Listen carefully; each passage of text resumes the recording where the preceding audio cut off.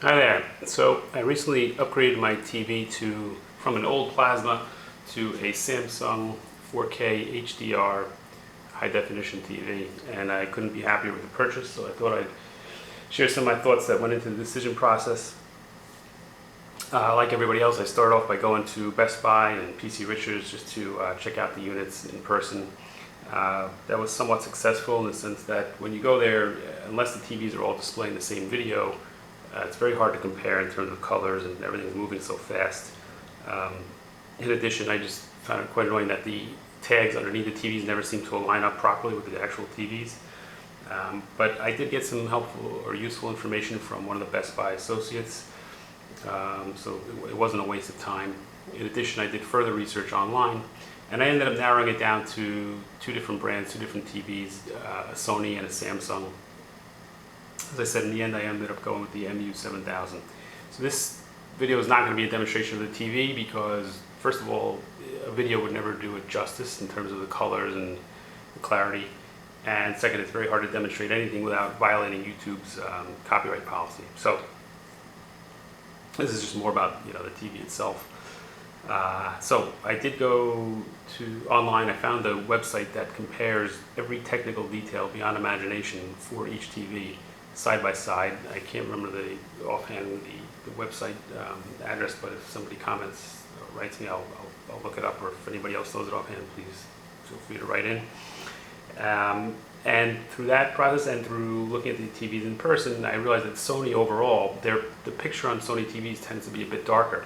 Samsung's are a lot brighter. In addition, I learned that both TVs that I was looking at ended up having what they call a 10-bit card. The card is necessary, 10-bit card is necessary, because otherwise, even though you have a 4K TV or HDR, you will not realize the full potential of the TV. With a 10-bit card, you can get up to 1 billion color combinations. I can't say that I've seen all 1 billion color combinations, but I can tell you the picture is absolutely amazing. The clarity is just unreal. You have to see it to believe it, really. In addition to the colors, there was a big selling point for me in the end. Not only is the Samsung better looking in terms of the silver slim edge, but I'm a bit paranoid about security. The more and more you read, these smart TVs are connected to the internet at all times, and in theory you can get a virus. There have been people who have even gotten that ransomware virus that holds your TV hostage, apparently. Anyway, there are solutions to that. Samsung has a built-in virus scanner, which fosters the idea that there are viruses. It kind of solidifies that, and B, it shows that they're onto it, and they have their own internal program. Sony allows you to download an external third-party virus scanner as if it were any other app. Because the Samsung has their own operating system, you can't download outside apps, which I think is also good. It's kind of like the BlackBerry theory, or the BlackBerry model, where they had their own operating system and they've never been hacked, they've never had a virus. So in the end, that was the final selling point, and overall I'm just really glad I got this TV. It was worth the money. I had done additional reviews. I looked on Amazon, read all their comments, and I was a little bit hesitant based on that stuff. I ended up going for it. Glad I did. I'm going to address some of those concerns here.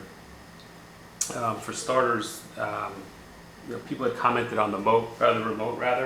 It's a universal remote. I have very few complaints about it.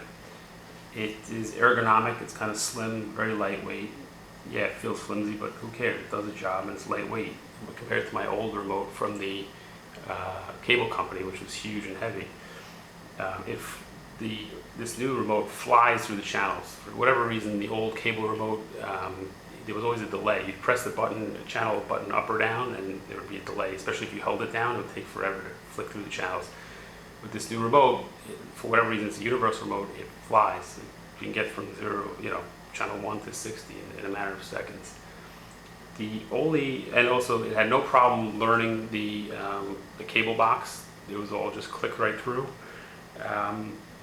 The only complaint I have about the remote is that it does make a clicking sound. And if I could find it, I would demo it, but I can't. Oh, here it is. Not sure if you guys will pick up on this, but that's the sound it makes. And if you're sitting next to somebody and you're doing that, it kind of really annoys it, to be honest. But not worth not getting the TV for. This remote also functions. I haven't used it. It can be, voice activated. You can speak to the remote and control the TV through the remote in terms of changing channels, raising the volume, and so forth. The overall setup of the TV, the people had complained it was too hard, this and that. You know what? It was very easy to do. It walks you through each step. The only thing that took a little bit of time was figuring out which setting I preferred in terms of color. I ended up going with natural mode as opposed to standard or any of the others. So that takes a bit of time to play with and figure out what works for you or what colors you prefer. There's well, the speakers. People commented about the speakers. I have no idea what they were talking about. Speakers are fine if they're good. I mean, it's not Bose acoustics, but it's very good in terms of for what I use it for and for what I imagine most people would use a TV for. The stand, it's a nice silver stand. Is it flimsy? I don't know. It's holding up the TV, as you can see. I've had no problems. If you've got young kids or a dog, sure, they could knock it over, I'm sure. But hopefully you keep it going. I mean, it is what it is. But the stand works. If you had a bigger, heavier stand, I'm not sure. What else? The going online. Well, I'll show you how. I mean, you may not be able to see, but literally, you can go online with 2 clicks, and as soon as you bring up this by pressing the home button, it will actually show you the last episodes or the next episode of whatever series you were watching in Netflix or YouTube, whatever it is. So like I said, you could literally turn on the TV, 2 clicks later, you're watching whatever episode of Netflix you want.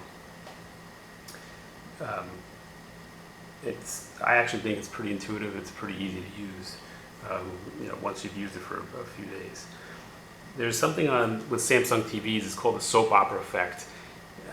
Just to describe it, if you've been to somebody's house or if you don't own your own, you'll notice that whatever you're watching, whether it be a sitcom, whether it be a movie, it almost looks as if you are on set with the characters, and they're kind of moving differently. Like, that's basically just the best way to describe it. You're on set, and they call it the soap opera effect. You can look it up, Google it.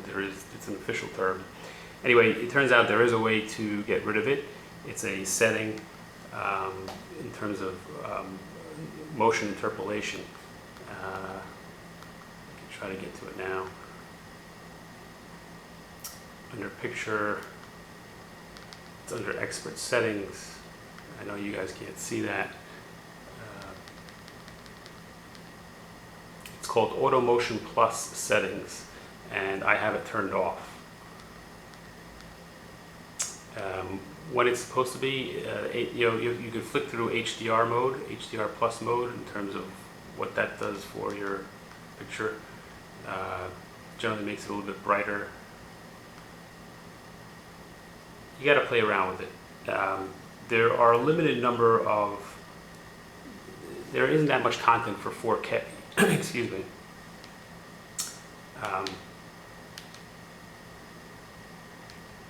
Just trying to get back to where I was there, so I don't get nailed by YouTube here.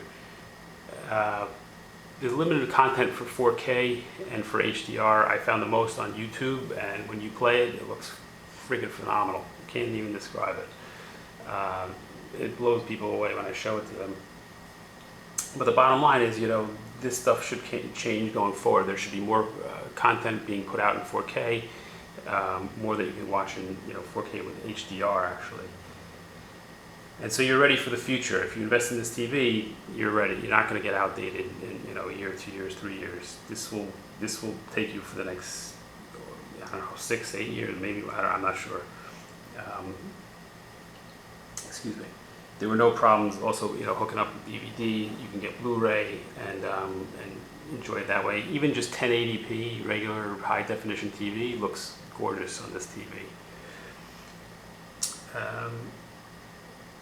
You know, the one other thing I read, and I got a little hesitant because, you know, you're investing a little, you know, more money into a new TV. Somebody had said like, oh, their Samsung TVs didn't last and blah blah blah blah. They went through 3 of them. I don't know. The people I know who have Samsung TVs, they've had them for anywhere from 3 to 5 years, no problems thus far.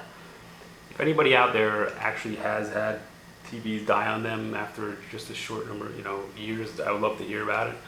I don't know if that's just, you know, 1 out of every 1,000 people who comment is going to have that problem, or it's a real problem. But I hope mine lasts because I really like this TV.